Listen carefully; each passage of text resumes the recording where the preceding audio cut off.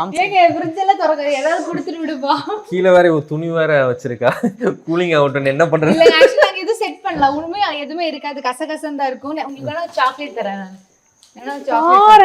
இங்க பாருங்க, இனிமேல் நீங்க லாஷ் கப்பிளோட லாஷ் வில்லாக்கு வந்தா உங்களுக்கு இந்த மாதிரி சாக்லேட் தரப்படும். இல்லங்க சத்தியமா சொன்னா எங்களுக்கு இன்னொரு ஃப்ரிட்ஜ் இருக்கு. பழைய ஃப்ரிட்ஜ் பழைய வீட்ல இருந்து கொண்டு வந்திருக்கு. அது வெளியே வச்சிருக்கோம். சோ அதுலதான் திங்ஸ் எல்லாமே இருக்கு. நம்ம இப்பதானே வந்திருக்கோம். இன்னும் நிறைய செட் பண்ணணும். முக்கியமா கிச்சன்ல வந்துட்டு சாமானே வெளியில இல்லைன்னா அவ்வளோ டெரிஃபிக்கா ஸ்டோரேஜ் பிளான் பண்ணிருக்காங்கன்னு தான் அர்த்தம். அது எப்படி பண்ணீங்க? எங்க? ஏன்னா நம்ம எப்ப வீடு கட்டினாலும் எங்கனாலும் நம்ம ஏதாவது ஒண்ணு வெளியே வச்சாலே அந்த இடம் அசிங்கமா நம்மளுக்கு கசகசன்னு இருக்கும். ஸோ அதனால நாங்க என்ன பண்ணோம், ஸ்டோரேஜ் நிறைய வேணும்ட்டு மேல கீழே சைட்ல எல்லா இடத்துலயுமே ஸ்டோரேஜ் அதிகமா வச்சிருக்கோம். ஸோ எதுவுமே வெளியே இருக்காது. அந்த மாதிரிக்காக தான் வீடு ஃபுல்லாமே இப்படிதான் இருக்கும். எல்லா இடத்துலயும் நிறைய ஸ்டோரேஜஸ் இருக்கு. அதுதான் ஃபர்ஸ்ட் பிளான் பண்ணது. ஆனா இது பார்த்தா இந்த கிச்சன்ல முன்ன பின்ன சமைச்ச மாதிரியே இல்லைங்களேங்க. அப்படி இருக்கு புத்தம் புதுசா. நீங்க ஒண்ணு பண்ணு, அந்த ஆர்டர் லிஸ்ட் எடுத்து கொடு. ஸ்விக்கி ஜொமேட்டோலாம். டேய் சும்மா சொல்றாங்க, நான் நல்லா சமைப்பேன். சுட்டு சுட்டு தோசை தரும்போது சாப்பிடுறீங்கல்ல, சட்னி கடையில இருந்து வாங்கிடுவாங்க. சும்மா சொல்றாங்க நான் நல்லா சமைப்பேன். ஆனா இவரு ஹெல்ப் பண்ணுவாரு. ஸோ நாங்க அப்படியே கப்பிள் குக்கிங். ஒரே கப்பிள் குக்கிங் தான். உங்களுக்கு ஃபேவரட்டான டிஷ் லயா பண்ணி கொடுத்ததுல நான் புட்டுக்கடலை.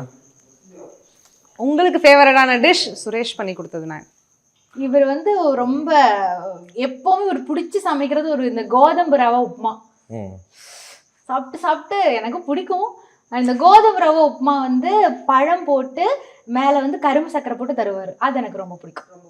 நான் தோசை சொல்லுவான்னு நினைச்சேன், தோசை சட்னி. பட் ஆனா கோதுமை ரவா உப்புமா வந்துட்டு பண்றதுல கோதுமை ரவா உப்புமா சூப்பர், ரொம்ப பிடிக்கும். பட் உங்களோட கம்ஃபர்டபுளான ஒரு கம்ஃபி ஃபுட் அப்படின்னா என்ன? ஃபுட்டுனாலே பிடிக்கும். நாங்க ரெண்டு பேரும் சண்டை போடாத ஒரு விஷயம், சாப்பிட போலாமா, ஓகே, அதுதான்.